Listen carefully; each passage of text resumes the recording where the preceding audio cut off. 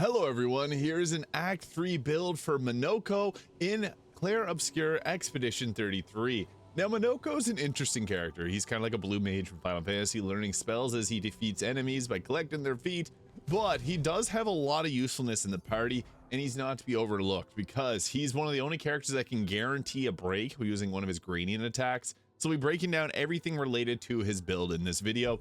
First, we're going to start off with the attributes as it's dependent on his weapon, but I think I'll just start with the weapon and then go to attributes here. So the Joyaro weapon here has defense and agility as a scaling, and I think it's best to spec him around agility because you want him to move you want him to go often.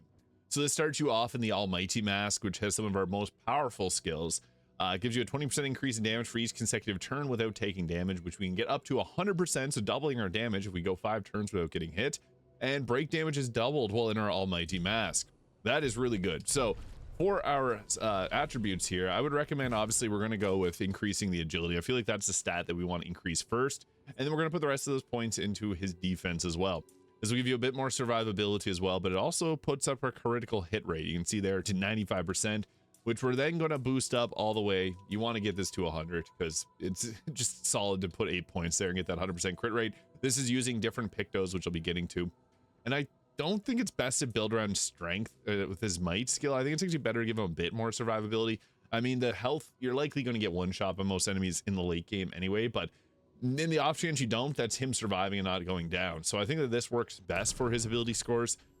Agility and defense obviously being the scaling of this weapon, and it gives him a nice critical hit chance. So now for the skills are a bit weird because he's got so many of them, but some of them are extremely useful. Sakapatat Fire is his best skill. So with Sakapatat Fire, it deals extreme fire damage, 3 hits, applies 3 burn per hit, and in Almighty Mask, it does increase damage. I'm going to show you how powerful this ends up being when you're in combat, because it hits like a truck.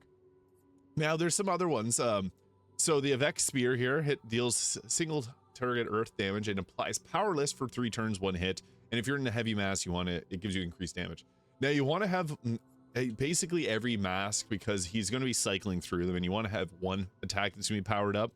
The Chapelier Slash here deals high physical damage to all enemies and applies Mark to all enemies. This is another really useful skill. It does require 7 action points, but being able to apply Mark to everybody, and when you're in the Agile Mask doing extra damage, is nice.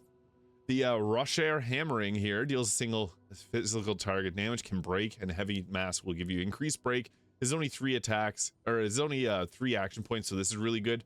But you can also sub this in for Style Act Punches here, as this will give you break damage, but not break. It's a pretty powerful skill. This is one of the ones that he first starts off with, but this one can be the breaker skill, so this one's really nice to have. The Chevalier Ice deals high ice damage to all targets and applies slow. And if you have the balance mask, this will increase damage. Being able to slow down targets is valuable because then it means that you're likely to go more times. So this is definitely a skill that's not to be forgotten because it can apply to all targets. The Benessier Mortar here can change the Almighty Mask if target is marked. So if you use these shots that apply mark, you can actually get yourself into Almighty Mask using this ability. It'll also do extra damage if you're in the Caster Mask. So this is a good skill because you can use this one here, going into your Almighty Mask, and then using Sakapatat Fire here for massive amounts of damage. Another really useful skill is the Duelist Storm here, doing extreme single target damage, can break, and if you're in Almighty Mask, it'll do increased damage as well. Another one, the Galt Fury, this will apply mark to a single target. It's not going to be high damage, but if you need someone that's applying marked, this is probably one of the better ones with a low action point cost if you don't have Versal on your team. The Lamp Master Light is interesting because it'll increase damage every time you cast it, but it kind of is a trap. I've tried it out. It doesn't end up going that high in terms of damage. You're better off using Sakapatat Fire, especially if you're in the Almighty Mask where this one gets extra damage. It's Sakapatat Fire just ends up being a little better. Troubadour Trumpet is kind of an interesting one because it'll give you a random buff to 1 to 3 allies, so you can buff up your entire team with something random. It's kind of cool, and if you're in the Caster Mask, you can apply 2 buffs, so this is an interesting one to support your teammates with. The Potier and Energy here will also give you up to 3 action points to all your teammates, and if you're in Caster, you can give them 4. This is good earlier in the game and early stages of Act 3 as well. And the Crueler Barrier can apply 1 to 2 shields to the target. This is also really nice because shields can really stack up, and if you got Mael with a bunch of shields, you can actually do quite a bit of damage, so this is good as well. And it also gives it 2 action points if you're in the Heavy Mask. Now, as for Pictos, and I'll get to Luminas in a moment, I like to have ones here that's going to give us increased speed and critical hit rate, because again, we want him to have a very high speed so that he's going more times to be able to set up and support our team a little bit more. And as the only character that can get a confirmed break on a target with no break bar, it's good to have him going multiple times. So I have the augmented first strike, energizing attack, and shortcut. All of these will give us a critical hit rate increase, which puts our critical hit chance up to 100%, but the speed is really the big thing here. And as for Luminas, I would also recommend with so I got here the attack lifesteal. We do use main attack sometimes. I do have this is spec'd out for beating Simon. Augmented first strike, you don't have to use that one. Breaking, that's one of the Pictos that we got applied here, so you don't have to have this as a Lumina.